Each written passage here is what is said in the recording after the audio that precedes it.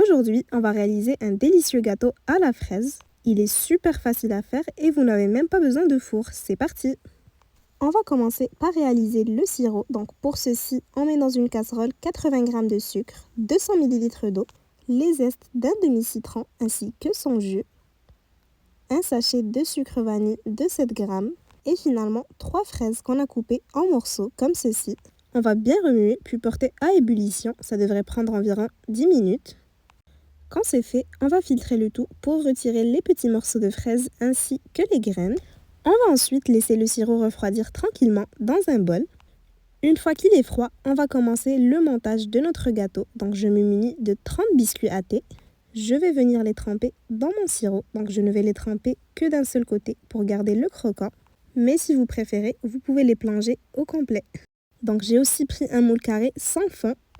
Je l'ai placé sur une assiette, puis je vais pouvoir y disposer mes biscuits à thé. Donc on va couper quelques biscuits en deux pour bien remplir tous les vides.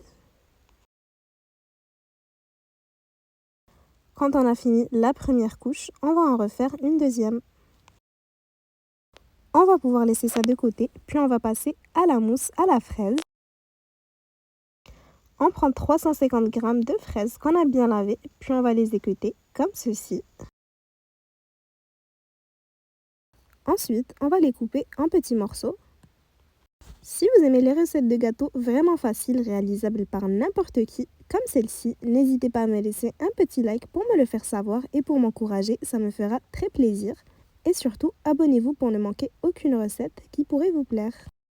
On met les fraises dans une casserole, on y ajoute 40 g de sucre glace, une demi-cuillère à café d'agar-agar. On va bien remuer le tout, puis on va laisser sur feu moyen environ 20 minutes en remuant de temps en temps. Donc les fraises devront être vraiment bien ramollies. Une fois que c'est le cas, on va retirer du feu, puis on va passer un petit coup de mixeur plongeant pour réduire le tout en purée. Donc on va vraiment bien mixer jusqu'à obtenir une purée toute lisse, sans grumeaux. Ensuite, on va verser le tout dans un bol, puis on va laisser totalement refroidir au réfrigérateur. Donc en attendant, je vais couper quelques fraises qui me serviront plus tard dans le montage du gâteau. Donc 300 g cette fois-ci. Quand c'est fait, on les réserve dans un bol puis on les laisse de côté. Quand notre purée de fraises a bien refroidi, on va pouvoir réaliser une chantilly au mascarpone pour compléter la mousse aux fraises. Donc pour ceci, on prend 200 ml de crème liquide ainsi que 180 g de mascarpone. On s'assure que les deux soient bien froids. De même pour notre fouet et notre bol, on les réserve 10 minutes au congélateur avant de les utiliser pour bien faire monter la crème. Si vous n'avez pas de mascarpone, vous pouvez tout simplement utiliser 380 ml de crème liquide.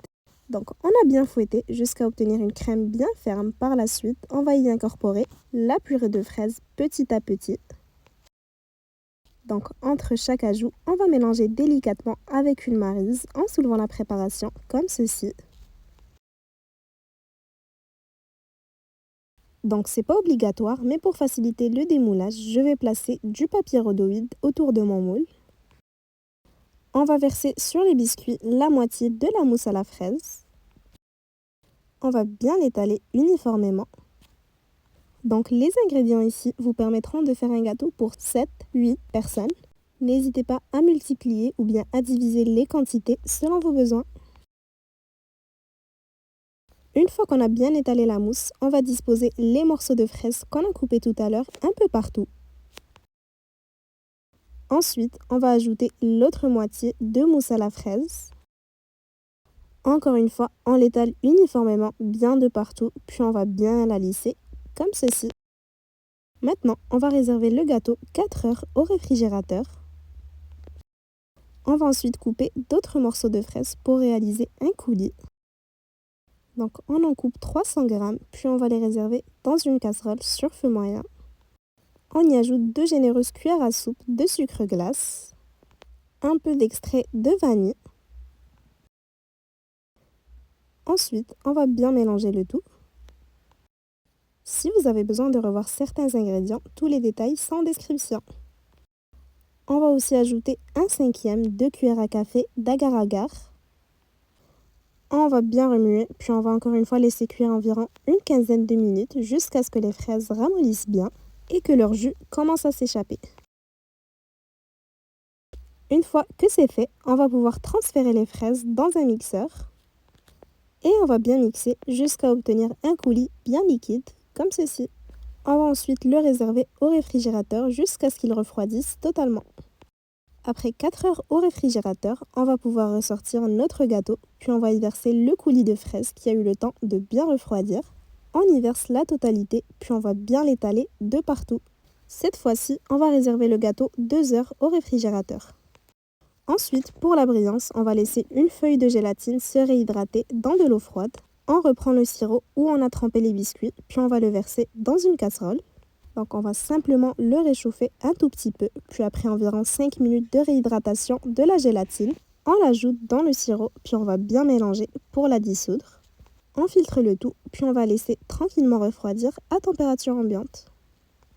Après 2 heures au réfrigérateur, on reprend notre gâteau.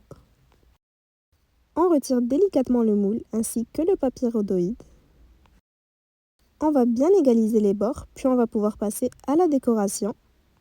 Donc pour la décoration, vous faites vraiment comme bon vous semble. Moi, je vais disposer des morceaux de fraises comme ceci. Et je vais aussi disposer des petites perles alimentaires. Une fois que la décoration est terminée, on va reprendre notre mélange de sirop et de gélatine. Et finalement, on va en badigeonner sur les fraises et le tour est joué. Non seulement il est très joli, mais je vous l'assure, ce gâteau est un pur délice que tout le monde adorera. Et comme vous l'avez vu, c'est très facile à faire, n'importe qui pourra y arriver. En tout cas, j'espère vraiment que la recette vous aura plu. Si c'est le cas, n'hésitez pas à liker la vidéo et à la partager avec vos proches. Et à bientôt pour de nouvelles inspirations.